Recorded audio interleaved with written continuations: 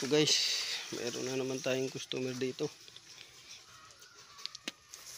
Ito, Badja City 100. So ang issue nito guys, ayaw daw umandar. So una natin gagawin, siyempre check natin kung may gasolina. Kung may gasolina, check natin. So dito nakalagay naman dito, ilawan natin kung saan yung on. So ito yung off, ito off, yan, ito yung off. So sa baba yung on, yan. So naka on yan. Ito off, pag balagbag naka off. Dito on, naka ganyan. So naka on yan. So check natin kung may gasolina. So mayroon namang gasolina, ayan, kita natin sa filter, may gasolina siya. So may gasolina siya guys. Ngayon check natin din yung kurente. Pero bago yan, check natin yung kondisyon ng makina. So ito, naglalangis na yung head, cylinder head, at saka yung piston bore. So mayroon tong loose compression. So tatlo lang kasi guys yung sisilipin ninyo sa motor. Ako tatlo lang yung sisilipin ko sa motor.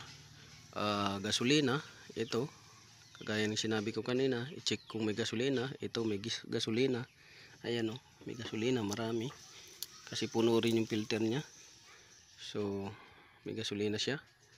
Tapos yung makina condition, ito sigurado to may loose compression kasi naglalangis na yung block, yung piston bore block nya, at saka yung cylinder head naglalangis na. So may loose compression yan. Tapos kurente, so tatlo lang, fuel, compression, at saka kurente. So pandarin natin, may fuel, may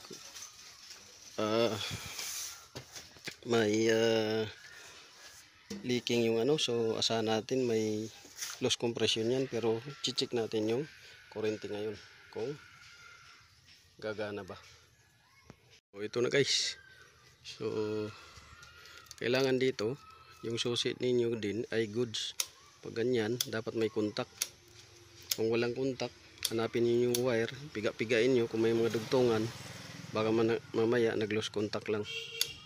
Yan, susi natin. Tapos hanapin natin dito yung wire nya. So ito yung wire nya na ito, kill switch to, black. Tapos ito yung sa ignition, nakabalot. So piga-pigain natin yan, baka maya nag-lose contact lang. So ayan, ngayon pandarin natin kung wala ba, kung hindi ba talaga andar.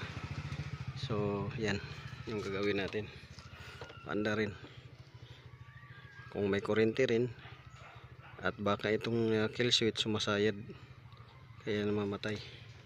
Ayan o, sumasayad nga. So ilalagay natin to sa likuran nitong wire. Ayan. So hindi na sumasayad siya. Ayan.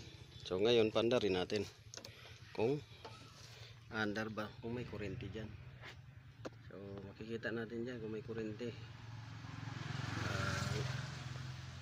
Ang gawin lang ninyo ay ilayo ninyo konti yung wire.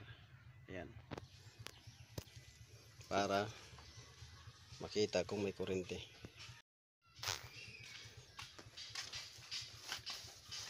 So yan guys, paandarin natin. So ulitin ko, kailangan may gasolina, kailangan hindi loose compression. Pero ito asahan na natin may loose compression to kasi naglalangis yung makina. Tapos kailangan may kurente. So kailangan check ninyo to, susian, at saka yung wire, baka putol. Kakasusi ninyo dito pero putol doon, so hindi talaga andar. So ito, tapos check ninyo dito. Yan, pandarin natin kung andar ba.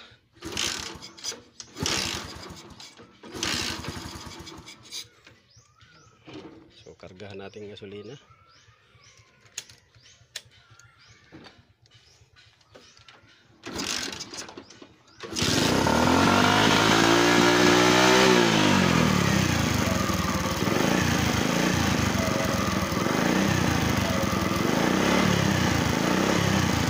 Ayan, may kuryente guys.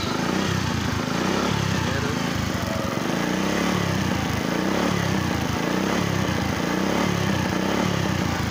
May kuryente. So, umandar naman siya. So, ang titingnan dito is yung susian. Baka maya naglulus yung susian. Ito. Kasi luma na itong susian niya. Ha? At saka itong wire dito. So ayan, umaandar naman. So kailangan yung proseso na sinasabi ko sa inyo ay masunod. Susi, wire ng susi, kurente, compression, at saka yung gasolina. So this is automation. Magandang umaga. God bless you all.